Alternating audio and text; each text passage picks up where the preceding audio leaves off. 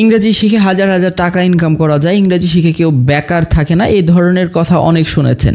আজকে আপনাদেরকে একটা নতুন কারণ বলবো কেন আপনাদেরকে ইংরেজি শেখা উচিত, এবং এটা খুবই যৌক্তিক এবং বাস্তবিক কারণ।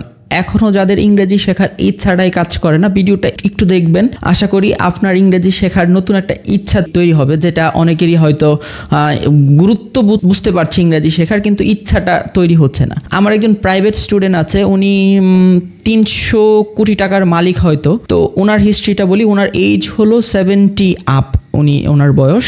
তো উনি আমার কাছে প্রাইভেটলি স্পোকেন কোর্স করছে। তো ওনাকে জিজ্ঞেস করলাম যে আপনার এই বয়সে, 70 বছর বয়সে এসে কেন স্পোকেন ইংলিশ শিখতে হবে? তো উনি একটা দারুণ উত্তর দিয়েছে, যেটা আসলেই আমি কখনো এভাবে চিন্তা করি নাই যে এই কারণে হয়তো ইংরেজি শেখা উচিত। উনি বলছে যে আমার ফ্যামিলি সবাই ম্যাক্সিমামই হয়তো ইউএসএতে সেটেলড, না হলে হয়তো কেউ হয়তো ইউকেতে সেটেলড। উনি বলছে যে আমি অনেক টাকার মালিক, সব কিছুই ঠিক আছে, কিন্তু সব থেকে কষ্টের ব্যাপার হলো যে ওনার ছেলে মেয়েও সবাই ছিল ইংলিশ মিডিয়ামের, ওনার নাতিরাও তো সবাই বাহিরেই বড় হয়েছে। তো উনি বলতেছে যে আমি আমার নাতির সাথে কথা বলতে পারছি না শুধু ইংলিশের জন্য।